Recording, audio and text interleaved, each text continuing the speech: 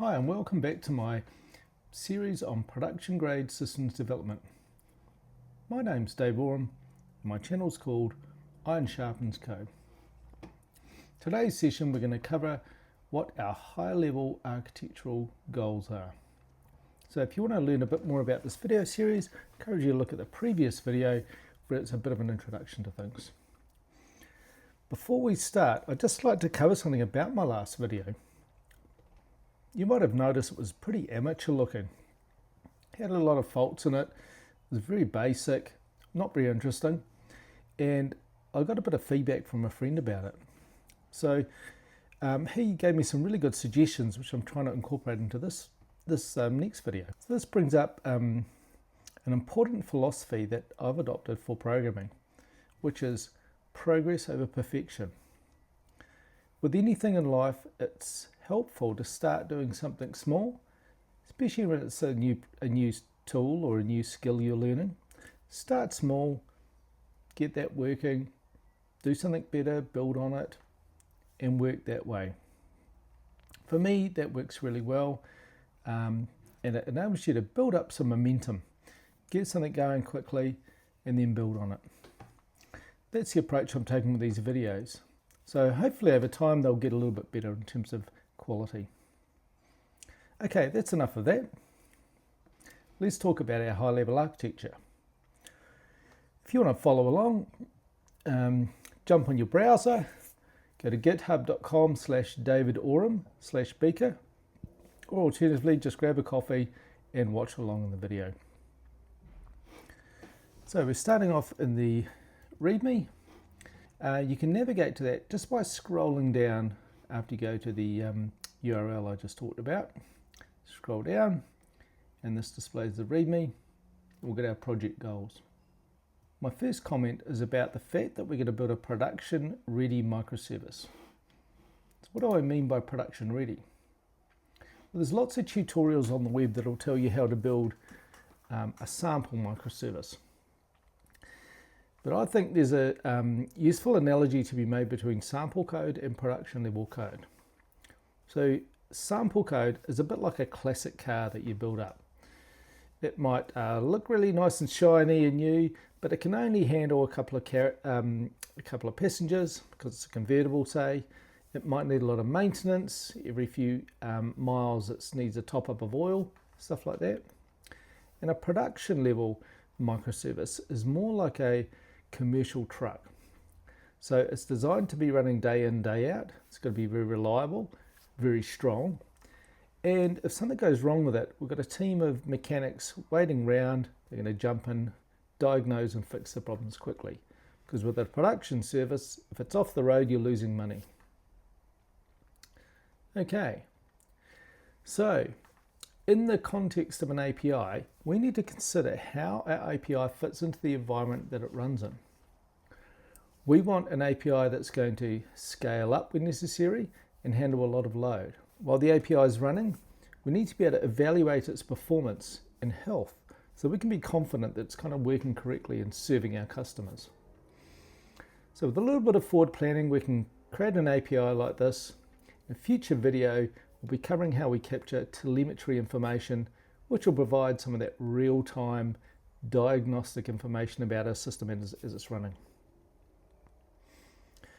Okay, in the following section, I'm going to talk about some of our project goals.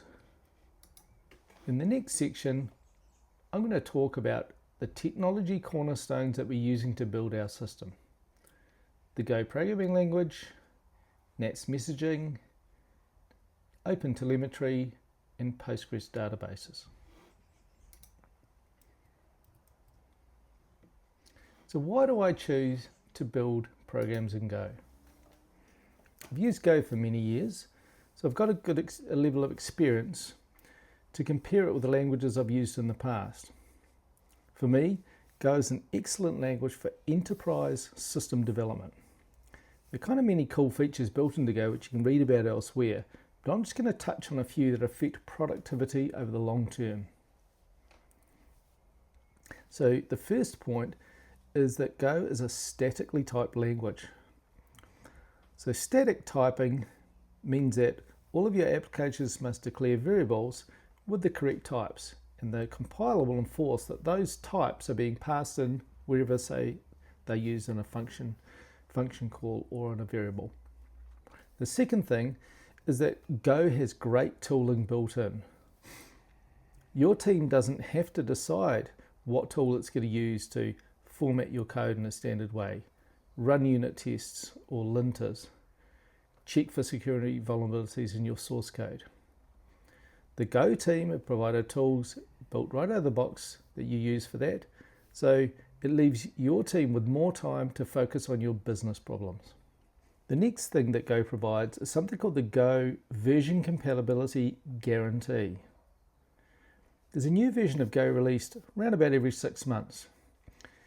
And the upgrade process is that you download the new compiler, recompile your code, run tests, and you're done.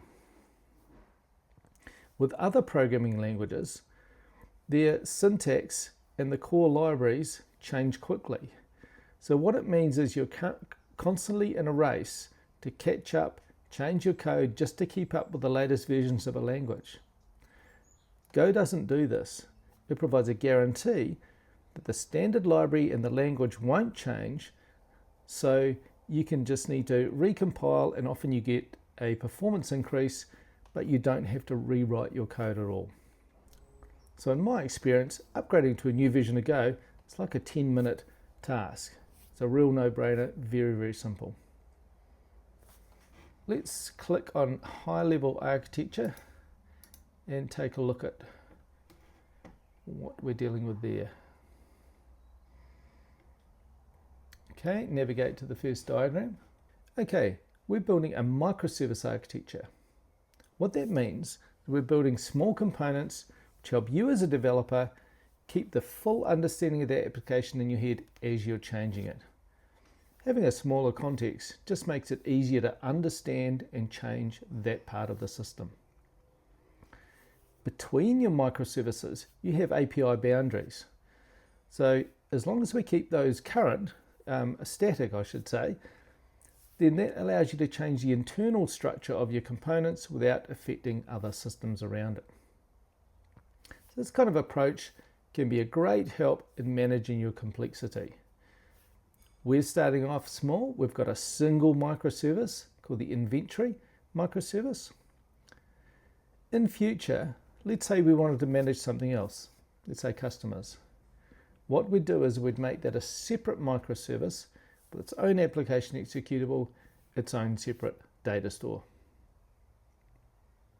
So where's our microservice going to run? For the purposes of our exercise, we'll be running our microservice inside our code space development environment. We'll talk a bit about more in a later video. Our microservices need a way to communicate with the outside world, and we do that through NATS.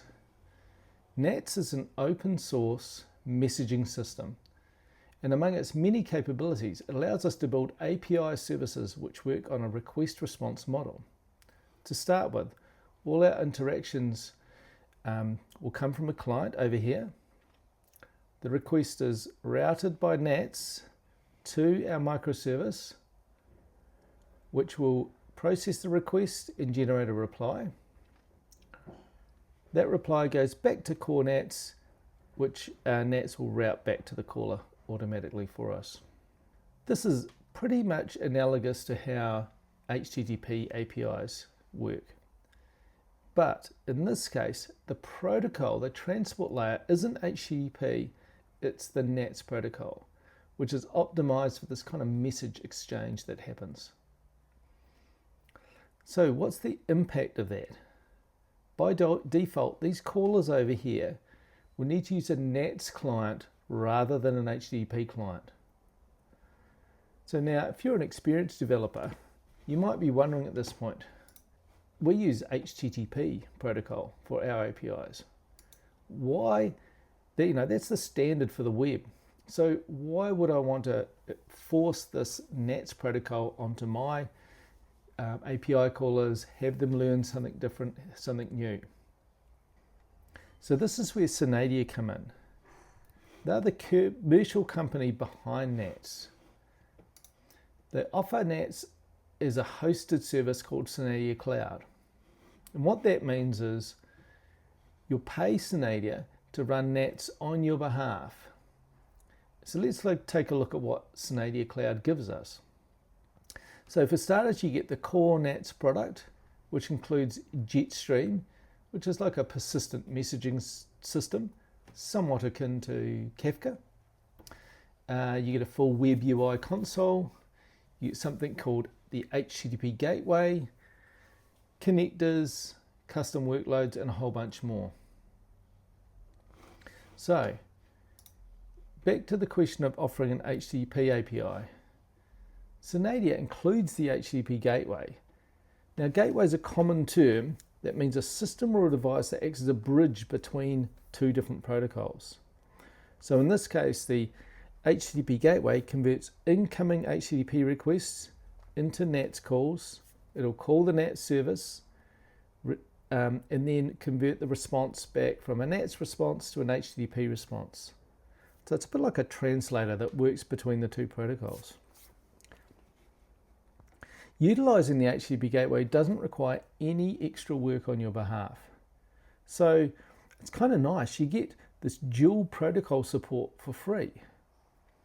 If you're an enterprise customer, that's often a killer feature because you can sell your customers, maybe they might want to start on the HTTP API, and then when they're more comfortable with NATS, they can switch to the NATS protocol if that's more going to work better for them.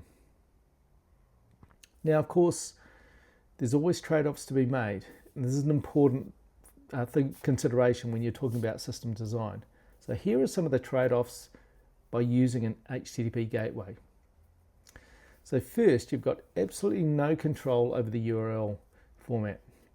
It's always going to be a put, and it's always https://api.ngs.global/nats/subjects, and then the subject for your particular endpoint. You also have no control or visibility over any errors that are detected at the HTTP gateway level and returned back to callers. For example, if your NATS service goes offline, callers to the HTTP gateway will just get a 500 no responders message. So, with all our decisions we make across the project, we need to weigh up the pros and cons, decide if this is going to work for us. So on the pro side, for me, one of the draw cards of using Synadia Cloud is that they provide, update and monitor all of the infrastructure and settings you need to get secure access to NATS. On first glance, this might seem quite easy, but here are some of the things that they're doing when you use that service. So first of all, they're obtaining and managing all the SSL certification that is used to secure the transport layer for all the client connections. Secondly, they'll provide a cluster of connection points for NATS. That's all geographically distributed around the world and also across different cloud providers, AWS, Google Cloud and Azure. They manage the Jetstream persistent message stores, so you don't have to worry about making sure that that's working. And then finally, they've got a team that's constantly monitoring for security vulnerabilities, patching the software, patching the OS, and also regularly updating NATS. So for a small team, you might weigh up those things and find it's a really useful thing to use. Of course, not everyone needs that kind of service, but if you're a small team, it can save you a lot of time and effort. Those things are already covered off, and again, you can focus on building a great product. Back to the diagram. You'll notice that our inventory service here is connected to the Jetstream. So this is showing an example of an event-driven architecture. In our case, when something interesting happens inside our inventory service maybe a low stock kind of situation, we can publish that as an event into Nats. And we've configured Nats to capture those messages into a persistent message store. So why is that useful? First of all, it allows our consumers, and we've got one down here, to actually detect this information in real time. It doesn't have to call in to find out when low stock events have happened. It gets notified because it's constantly listening for those kind of messages. By using Jetstream, that's a persistent message store, what it means is this consumer can go offline. Maybe it's for maintenance, maybe there's an outage. But the messages will be queued up inside the Jetstream, ready for when it comes back online, and it won't miss anything. So this style of architecture, where we've got action-oriented APIs coming in to force actions in our services, and then listeners that are listening for events, is a very powerful way to build applications in a flexible manner. The last cornerstone to our application is our Open Telemetry provider, New Relic. Open Telemetry provides a standardized way for your application to collect metrics, logs, and traces. That information makes it easier to understand, debug, and monitor your applications at runtime. You can have multiple systems collecting that information, sending it to the same back end, and it will all be connected together. Then, because you've used the Open Telemetry standard, you can pick and choose amongst one of many vendors. So you can choose the vendor that's maybe best for price, performance, that suits your needs. So I've opted in this example to go with New Relic. But it's only because I use that in my day job, so I know a little bit about it. Remember, Open Telemetry is like the dashboard of your car. You've got all sorts of gauges and warning lights that will help you understand how the engine, i.e. your application's working. It'll help us answer questions like, is the application running? How fast are things going? How much load's on the system? Is it about to break? Finally, the last cornerstone to our application is Postgres database. There's been volumes written about Postgres on the web, but needless to say, it's a very high performance, very reliable, trustworthy relational database system. We're going to use it to store our microservices application data. It's another open source system like Nats, and there are many commercial vendors that will offer to manage and host that for you, should you need to. We'll cover Postgres off in a later episode. Okay, that's about enough about our high-level architecture. So now let's dive in and focus on the API that we're going to build. Just scroll down a little bit and you can see all the information on that same page. Our goal is to build a basic inventory API that allows us to track the quantity of different products. Products are identified by something called a product SKU, and we're going to have three operations. One to add stock, one to remove stock, and to query to see the current stock level. Each product's got a unique identifier, that's the product SKU, and that the inventory levels can't fall below zero, i.e. we don't want to sell stock that we don't actually have.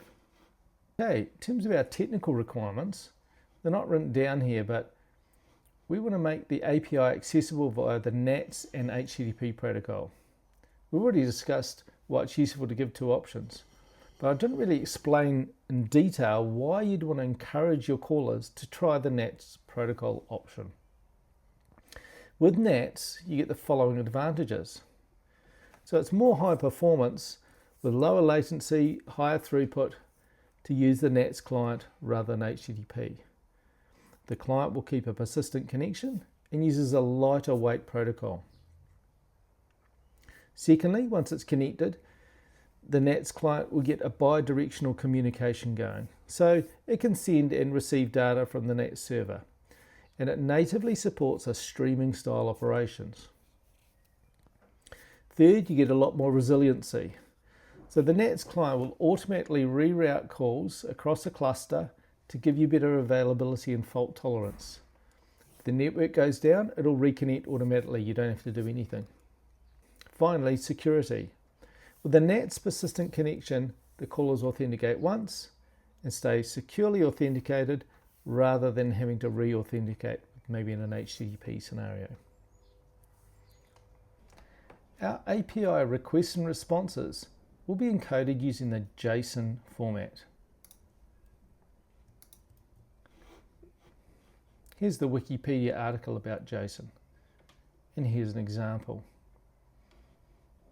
Very straightforward.